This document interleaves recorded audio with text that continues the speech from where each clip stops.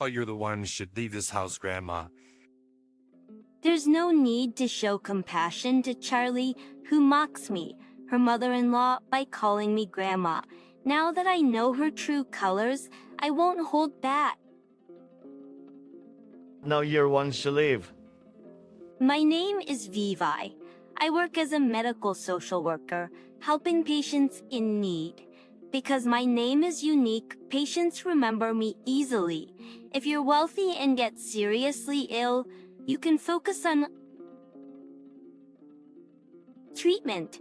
But if you're poor and have a long-term illness, you suffer twice as much.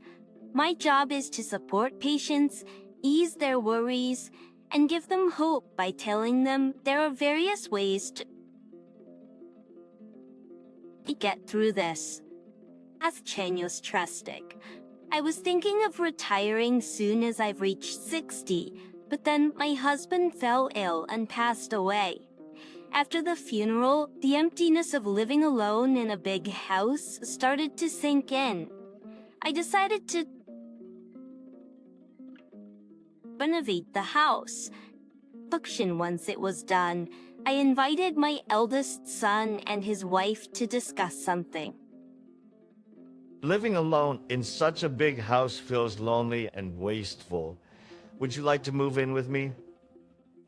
My indecisive son, Brian, looks at his wife, Charlie's face before giving his opinion.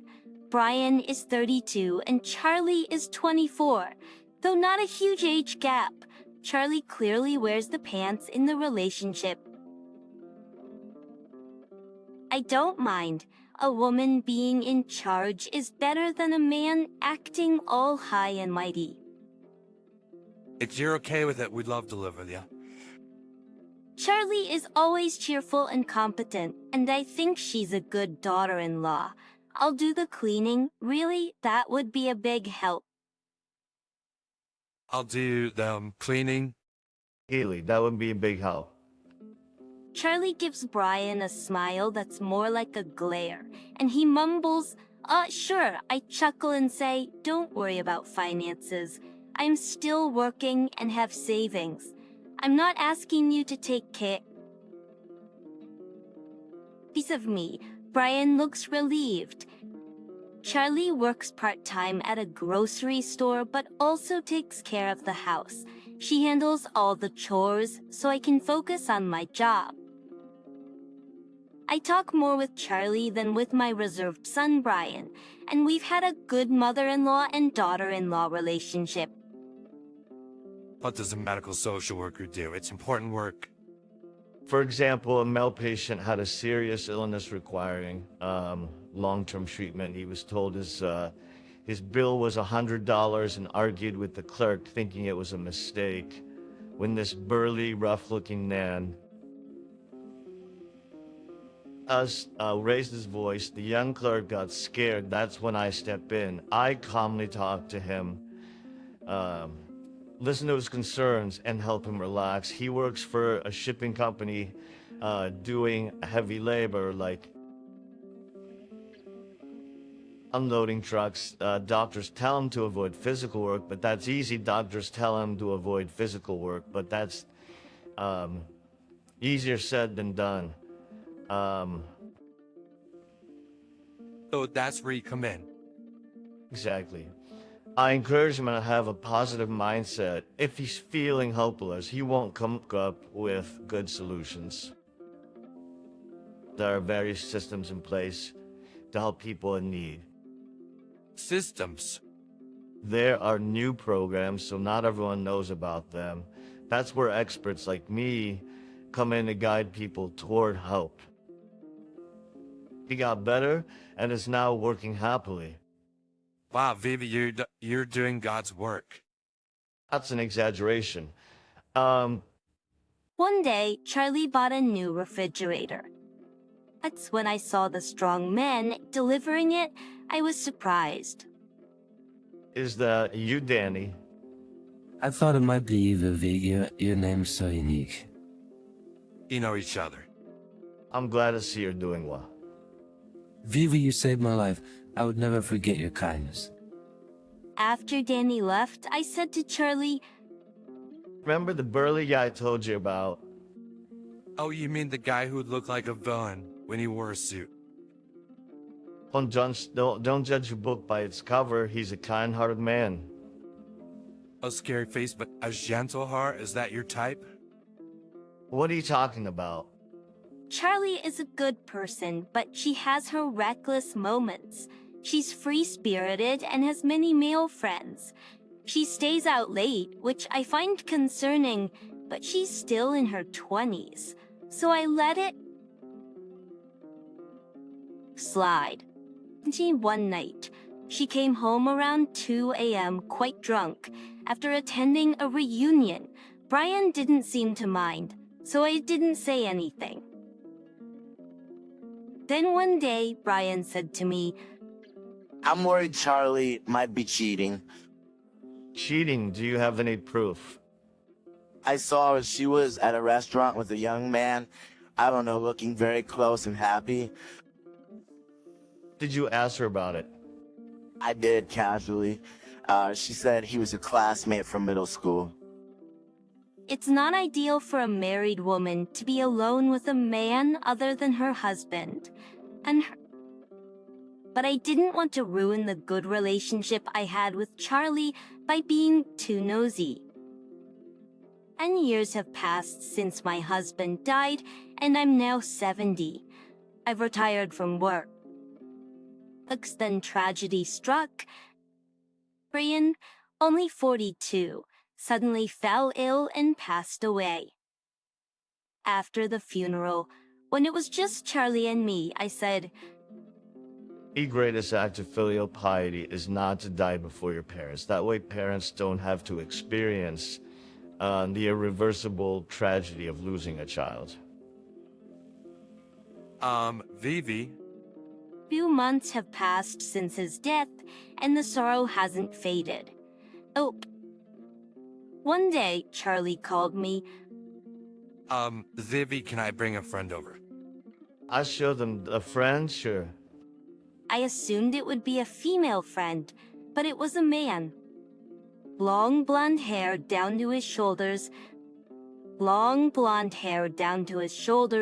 Piercing eyes, a flashy leopard print shirt, and ripped jeans. Charlie introduced him with a smile, and this is Miles, a classmate from middle school. But Oh, yeah. That's his greeting for our first meeting. I've always told people not to judge others by their appearances, but this guy is pushing it. Nice to meet you. Yeah, I enjoy meeting Charlie in bed every night, too. idiot. I've never been fond of people with no class. I hope to God he's just a friend and not her lover. After that, Charlie kept bringing Miles to the house. The first time was the only time she asked for permission. It's only been 2 months since Brian passed away, so I can't believe this. I can't help but remember what Brian said about Charlie possibly cheating. Miles is 34, old enough to know better, but he stomps around and acts like he owns the place. I love this house. It's and beautiful. I want to live here. What a terrifying thing to say. Miles is looking at the bookshelf. He sees the complete 60-volume comic series of the Romance of the Three Kingdoms, along with novels and related books. I like Romance of the Three Kingdoms too. My favorite general is Zhang Fei. You like Romance of the Three Kingdoms? I like Zhang Fei because he's hot-tempered, a heavy drinker, and quick to fight, just like me. I was glad to find a topic we to talk about, but imitating only the flaws of a general misses the point. Zhang Fei wasn't just brave, he was also a brilliant strategist.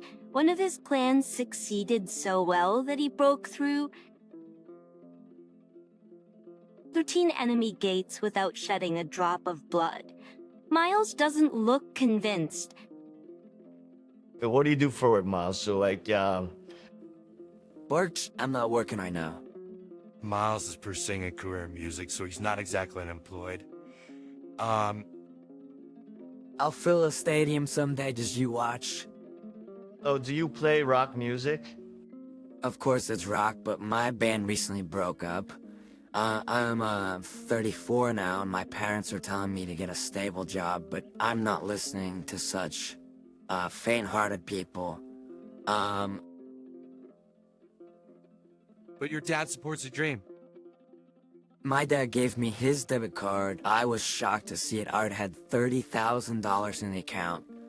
I wondered if his parents are wealthy with $30,000. You could live quite comfortably. I'm not impressed with his personality or his first impression. If you don't manage that $30,000 carefully, if he'll be gone before you know it. Even a part-time job that pays $100 a month would help, and you could supplement it with that, with like, supplement it with that $30,000. I'm an old lady. I'm taken aback by being called an old lady. I'm trembling with anger. How I use my money is my business. Why are you acting so high and mighty? You're 70, so you're not an old lady. I guess your grandma, you can't expect me to be sensible. Is that so? As I get up to leave the room, I hear Miles' voice from behind. Behind.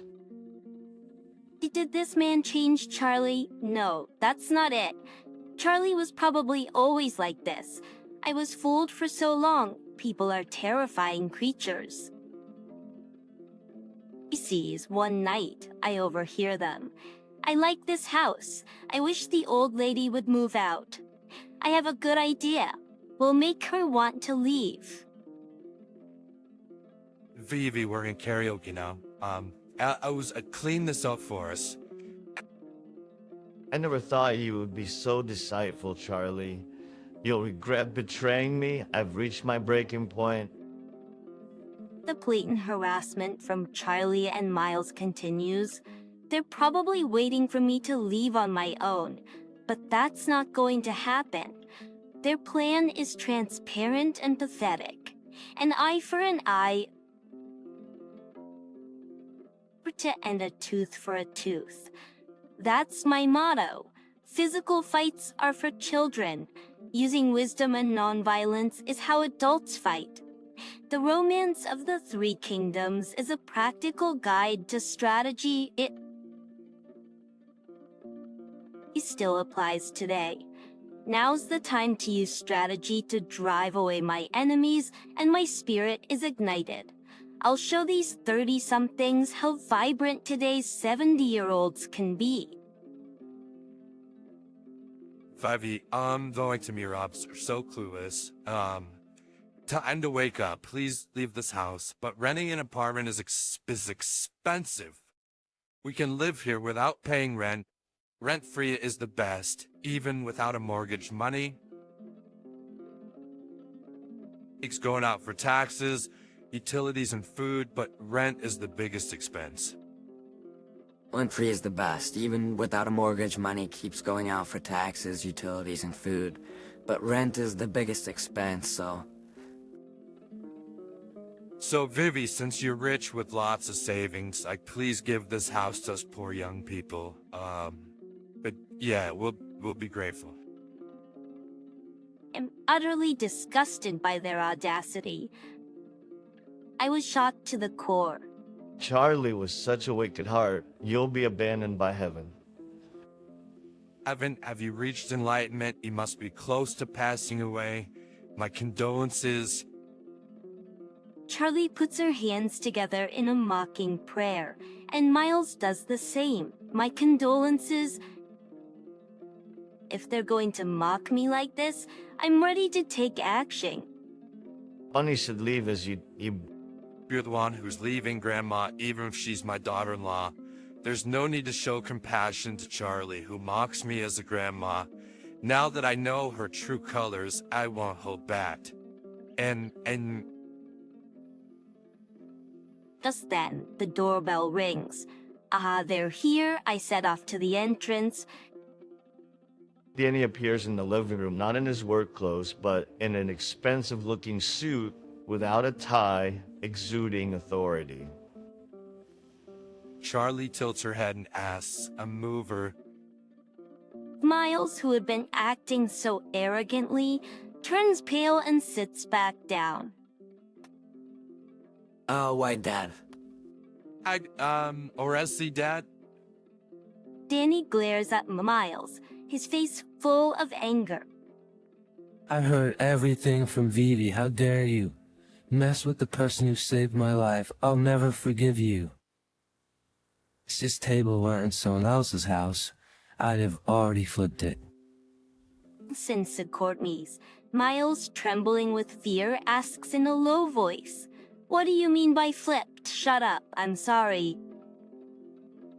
You think you can just mess around with people? I'm not messing around. This woman is a lifesaver for me. If it weren't for her encouragement, I wouldn't be who I am today. If you mess with her, I'll never forgive you. Remember that. Yes, sir. Bethany then glares at Charlie and speaks in a low voice. Girls, you can't act like this in someone else's house, Miles. Let's go. Hey, please. Nope, I'm not waiting. Miles, who has lost all color, slowly stands up and suddenly dashes out. Stop right there. Danny also runs after him. I sternly say to Charlie, who is sitting down, Charlie, leave this house today. Today, wait, please. I'm not waiting. I was right. I'm sorry. Please forgive me. There's no way I can forgive you. You intentionally harassed me to kick me out of the house. Leave now. I'm sorry, Vivi. Please forgive me. I beg you. Charlie grabs my hands, but I push her away. There are things that can be forgiven with apology and things that can't. What you did can't be forgiven no matter how much you apologize. Leave now. Charlie's face turns red. She bites her lip and adopts a sullen attitude. Vivi, I'm just a grandma, right? I take it back. I'm sorry. Please forgive me. The words once spoken can't be taken back, and they probably reflect your true feelings. Charlie stands up, approaches me, and apologizes deeply again. I have no money, so if you tell me to leave right now, I'll be in trouble. Please give me one more chance. I'll do it right. You're probably laughing inside, aren't you? Absolutely not. That's mean. I'm not laughing, so please spare me this time. No, leave today. Perhaps sensing my resolve, Charlie quietly stands up and leaves the house with a look of despair. The next day, I get a call from Charlie. I thought about ignoring it, but I answer. How's Zero? I'll say, He stopped calling me that, or strangers now? I have no intention of calling you anything other than Vivi. Who is it that called me Grandma? Please help me, Vivi. Miles' friends are blaming me, saying it's my fault, and they're targeting me. So bad. It's your fault, sounds about right. Vivi, I'm really in a desperate situation. Please help me. How is a 70-year-old grandma supposed to help you from scary people?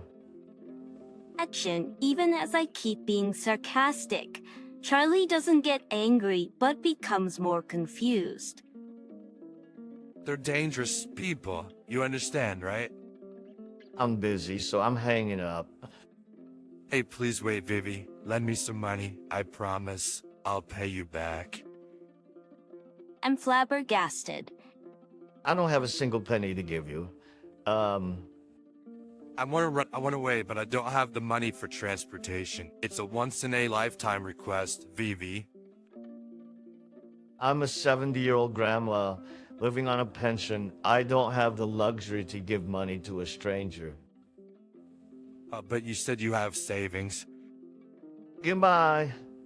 Wait. I coldly hang up the phone. This is being chased by dangerous people. This isn't a TV show or a movie.